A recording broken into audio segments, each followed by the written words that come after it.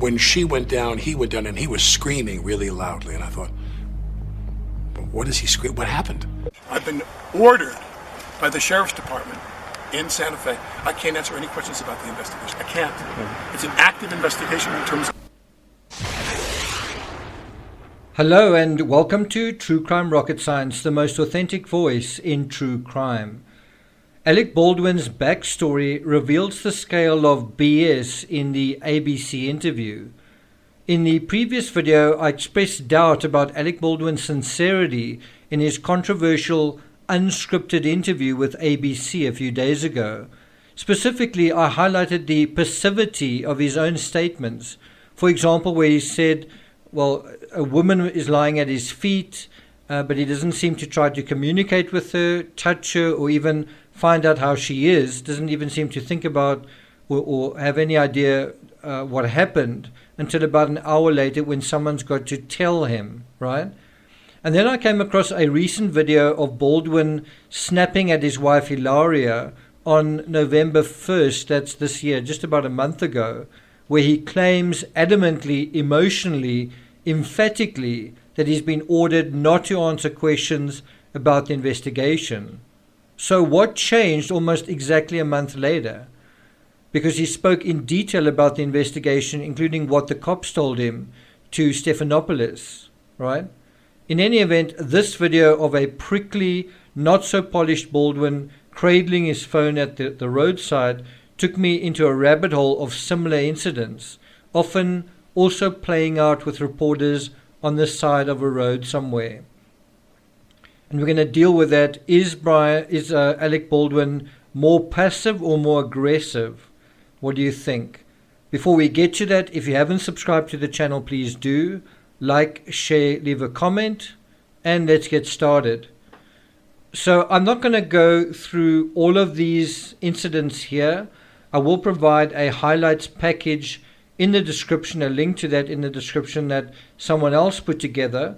I'll also provide a link to an article from USA Today archiving some of the major incidents involving Baldwin and his famous temper. What I do want to share with you are some of the optics, some of the snapshots, some of the pictures and headlines from these incidents. Even the photos from the video from November 1st, I'll also put a link to that in the description. Also, the video of that is a very different looking and sounding Alec Baldwin. And so what we want to do is juxtapose these impressions of Alec Baldwin with the impression that he tries to sell to us in the interview. And so the idea is to underline aspects of Baldwin's personality that suggests he has a hair-trigger temper and a hair-trigger or a trigger-happy, emotionally speaking, temper. Quite recently, someone posted a comment giving the description of the film. Her name's Julie, and the description goes, quote, "Not only did he star in the film," that's a reference to Rust, "but he also is a co-producer of Rust, which is set in the 1880s of Kansas. He plays an outlaw grandfather of a 13-year-old boy convicted of an accidental fatality." Pretty intertextual, wouldn't you say? So if we go into Baldwin's backstory, the bottom line from all these incidents, all these headlines, all these stories of a hot-headed person doing something and then often later apologizing, is to address this question about passivity. Is Baldwin a passive guy? Is this impression that he's given us in the interview, the story of a passive person within the story, is it plausible? Is it possible? In effect, is Baldwin passive or aggressive? I've seen Baldwin described in the media as, quote, famously hot-tempered and also one of America's most notorious hotheads. And on Fox News, someone called him a festering boil on the neck of Hollywood. Not sure what the latter statement means, but festering sounds right. Bristling sounds right. Someone who's quick to reach like a boiling point. You can almost imagine him turning red and steam coming out of his ears, right? All of that sounds right. What more than that? So what if he has a temper? So what if he gets angry? You can say the paparazzi are annoying, the paparazzi are pests. Anyone else would also get annoyed in those situations. Maybe, but would they get as annoyed? Would they get annoyed as often? You don't have other celebrities sort of acting up the way that this one does, right? And so one does have to wonder, what is behind this? Is it just an innocent losing of one's temper, or is something going on that is rooted in this person's backstory, in his psychology, in a sort of perceived sense of something, opprobrium? In 2017, that's just 4 years ago, Baldwin admitted to struggling with alcohol and drugs. And it's important to stress this, that he wasn't admitting to struggling with those at the time. He was sort of kind of going back in time, saying, in the 80s that he was struggling with it, almost like he'd put it far behind him, right? But certainly his struggles with his emotions aren't something that is left far behind him, and that makes one wonder, would his struggles with certain substances have continued or not? Or having abandoned those substances, was his temper kind of going to get the better of him? So the question is, did he put all of that, including the deceit and manipulating that goes along with a lifestyle like that, behind him? In other words, what he was doing in the 80s, when he came out with the first films like Beetlejuice and so on, when he had that early success, did he put all of that behind him? And what do you guys think? So, far from being a calm and passive, reserved and conscientious person, far from being someone who habitually follows rules, a rule follower, and someone who's used to being told what to do, a person who passively, and gently and modestly and humbly takes orders from others, right? Like, consider a crew member. They're not a big Hollywood star. Is a big Hollywood star, or someone who thinks is a big Hollywood star, going to take, orders, protocols from kind of a crew member?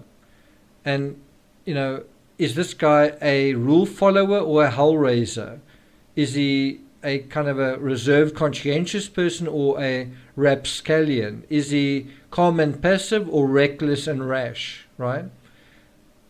And I don't think any of this, thinking in this direction, is breaking news. None of this is rocket science. But what it does, I think, is it greatly undermines this impression that Baldwin creates of himself, this persona that he provides of himself on ABC News, just a couple of days ago, showing this genuine person, this apparently genuinely remorseful person, this apparently weeping, quite passive, soft, gentle man, right? I mean, is this really how he feels?